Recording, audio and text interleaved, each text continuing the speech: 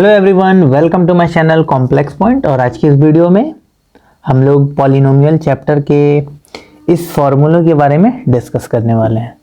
तो आपने ये जरूर देखा होगा, जब भी आप पॉलिनोमियल का चैप्टर में क्वाड्रेटिक पॉलिनोमियल बना रहे होगे तो आप alpha plus beta equal to minus B by A कैसे होता है, alpha into beta equal to C by A होता है, ये कैसे होता है, इसी चीज के बारे में हम लोग आज डिस्कस करेंगे और इनके बीच का रिलेशनशिप पता करेंगे कि वो कैसे होता है। ठीक है, लेकिन उस चीज को जानने से पहले उसके पीछे का जो कॉन्सेप्ट है उस चीज को हम लोग लेके चलेंगे और समझेंगे कि क्या है। ठीक है, तो वीडियो के अंत तक बने रहना ताकि आपका अगर इसमें डाउट थोड़ा भी हो तो वो क्लियर हो जाए। तो चलिए स्टार्ट करते हैं। तो अपने लीनियर पॉलिनोमियल में लीनियर पॉलिनोमियल का जो जनरल फॉर्मेशन होता है वो किस प्रकार से होता है, ax plus B equal to 0। ठीक है, तो ये हुआ आपका लीनियर पॉलिनोमियल का जनरल फॉर्मेशन, जिसमें x का पावर क्या होता है, 1 होता है। ठीक है, तो इस तरह से आपने देखा होगा। और आपने ये भी देखा होगा कि अगर कोई भी नंबर लीनियर पॉलिनोमियल में है ax plus B equal to 0 में, तो उसका जो नंबर ऑफ जीरोज होता है वो 1 होता है ना। और जीरोस निकालने का फॉर्मूला क्या था कि जीरोस इक्वल टू माइनस, कि माइनस का constant term divided by coefficient of x होता है।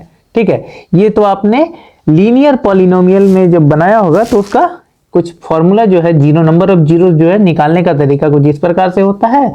और जब भी आप कांस्टेंट टर्म बोलोगे तो कांस्टेंट टर्म इसमें कौन सा है, तो कांस्टेंट टर्म इसमें क्या है, ये b वाला है टर्म है ना, b, तो हम यहाँ माइनस दिया हुआ है, कांस्टेंट टर्म b हो जाता है। और coefficient of x means x के साथ कौन सा है, a है, तो x के साथ a है।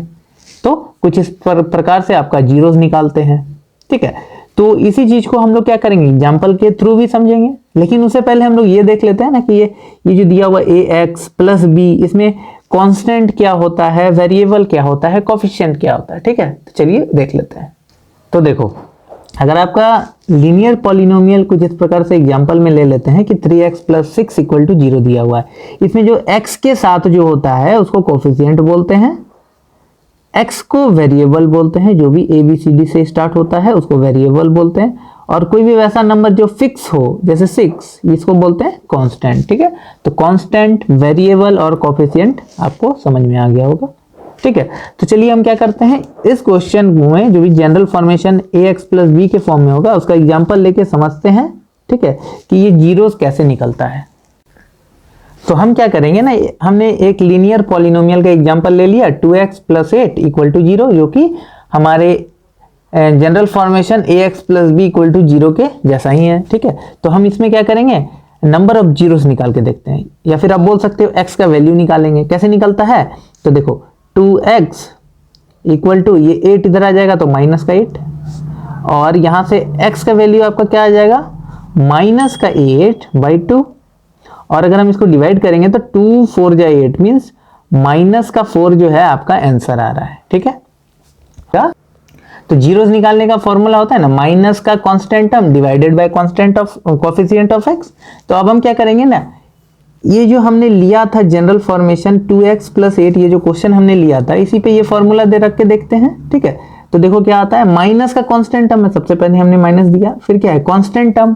कांस्टेंट टर्म कौन था, मैंने 8 बताया था ना, तो ये देखो 8 लिख देंगे ऊपर, divided by coefficient of x। तो x का कोएफिशिएंट क्या है, यहाँ पे दिख रहा है 2 है, तो हमने 2 लिख दिया। अब देखो आप डिवाइड कर लो, कितना आता है, तो माइनस का 4।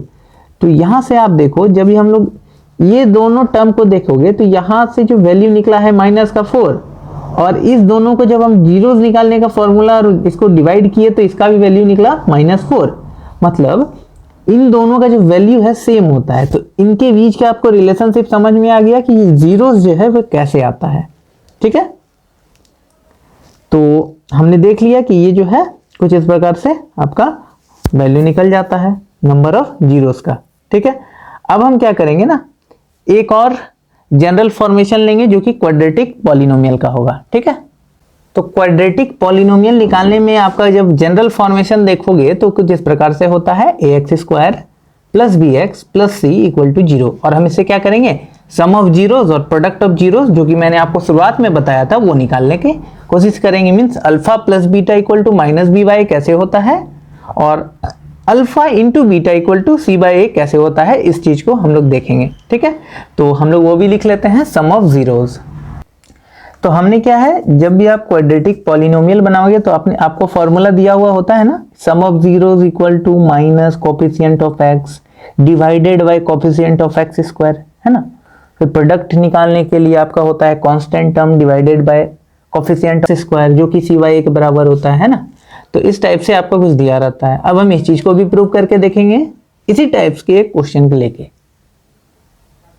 तो अब देखो, हमने एक क्वेश्चन ले लिया क्वाड्रेटिक पॉलिनोमियल में, जो कि इसके जनरल फॉर्मेशन के जैसा है, जिसमें स्क्वायर जो है हाईएस्ट पावर है। तो x square plus 2x minus 8 equal to 0। ठीक है, हमने एक क्वाड्रेटिक पॉलिनोमियल ले लिया। अब हम क्या करेंगे, इसका जीरोस निकाल के देखेंगे इस तरीका से, और फिर एक बार इस फॉर्मूला जो दिया हुआ है उससे भी। ठीक है, तो देखो अब आपका कुछ, हम इसको जब सॉल्व करेंगे तो कुछ इस प्रकार से हो जाएगा।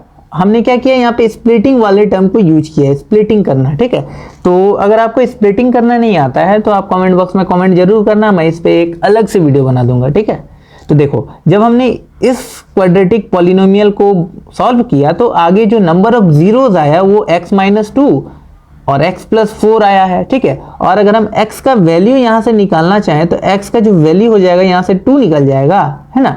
यहाँ से आपका निकल जाएगा 2 और यहाँ से निकल जाएगा x का वैल्यू माइनस का 4, है ना। तो 2 हमारा नंबर ऑफ जीरोज निकला। तो उसी टाइप से हमने इसमें हम क्या करना है, इस फॉर्मूले पे सम ऑफ जीरोस करना है और एक बार प्रोडक्ट ऑफ जीरोस करना है। ठीक है, तो देखो सबसे पहले हम क्या करेंगे, हमारा x कुछ जब हम इसको सॉल्व करेंगे तो इस तरह से फॉर्मूला निकल गया, आंसर निकला है। अब जब हम इसको सम ऑफ जीरोस करेंगे, ठीक है, तो सम ऑफ जीरोस मतलब 2 जीरो जो आया है उसको जोड़ के देखेंगे, है ना। तो जोड़ के देखते हैं क्या आता है। तो सम ऑफ जीरोस जब हम कर देंगे तो दोनों को जीरोस को सम करना है। ठीक है, तो सम क्या करेंगे, तो देखो यहां से बना रहे हैं। ठीक है, तो sum of zero means 2 plus minus 4 क्या होता है, कोफिशिएंट ऑफ x मतलब माइनस बी बाई ए लिख सकते हैं ना। तो माइनस बी, तो इसमें b क्या है, तो यहाँ पे जो ये पहला a होता है, दूसरा वाला टर्म b होता है ना। तो माइनस का b दिया हुआ है, तो माइनस में b क्या है, 2 आ जाएगा ना, माइनस का 2, b का वैल्यू यहाँ पे आपको 2 दिख रहा है, तो माइनस का 2 दे देते हैं। ठीक, अब उसके बाद क्या है, डिवाइडेड बाय a यहाँ पे क्या आ रहा है, कुछ भी नहीं है, मीन्स 1 होता है, तो माइनस 2 बाई 1। ठीक, अब इसको सॉल्व करो, देखो कितना आता है। तो यहाँ से 2 प्लस माइनस 4 मीन्स 2 माइनस 4 हो जाएगा, ये 2 माइनस 4 इक्वल टू माइनस 2, 1 को नहीं भी लिखोगे तो चल जाएगा। अब यहाँ से देखो इसको सॉल्व करेंगे तो माइनस का 2 इक्वल टू माइनस का 2 आ गया ना। तो देखो दोनों साइड जो है, लेफ्ट हैंड साइड और राइट हैंड साइड दोनों इक्वल हो गया। तो इसीलिए हम लोग सम ऑफ जीरोस करते हैं और इसका वैल्यू कुछ इस प्रकार से आ गया। तो इसके बीच का भी रिलेशनशिप आपको समझ में आ रहा होगा, है ना। अब हम प्रोडक्ट ऑफ जीरोस भी उसी प्रकार से निकालेंगे। प्रोडक्ट ऑफ जीरोस क्या होता है, जो भी हमने जीरोस निकाला है दोनों को मल्टीप्लाई कर लेना है और जो आपका फॉर्मूला दिया हुआ है उसके इक्वल करके देख लेना है। तो देखो करते हैं, प्रोडक्ट ऑफ जीरोस है मीन्स मल्टीप्लाई करना है 2 इंटू माइनस का 4 और इधर क्या फॉर्मूला है, c बाई ए। सी के जगह पे क्या है, यहाँ पे c के जगह पे देखो 8 है ना, तो c के जगह पे 8 लिख दिए, डिवाइडेड बाय a की जगह पे क्या है 1 है, कुछ भी नहीं है मतलब 1 है x के आगे। तो 8 बाई 1 मीन्स इसको मल्टीप्लाई करोगे तो आपका देखो वैल्यू कितना आता है। यहाँ पे जो अगर हम c बाई a करना है ना, तो c का वैल्यू क्या है 8 है। यहाँ पे देखो ध्यान से, यहाँ माइनस का 8 है ना, तो माइनस का 8 हो जाएगा डिवाइडेड बाय 1 का वैल्यू a है, a देखो a का जगह पे क्या है 1 है, तो यहाँ पे हमने 1 लिख दिया। अब हम क्या करेंगे, इधर जो भी नंबर ऑफ जीरोस है मीन्स 2 इंटू माइनस का 4 क्या आ जाता है आपका माइनस का 8। ठीक है, तो माइनस का 8 जो है माइनस के 8 के इक्वल हो गया ना। तो यहाँ पे लेफ्ट हैंड साइड और राइट हैंड साइड इक्वल हो गया।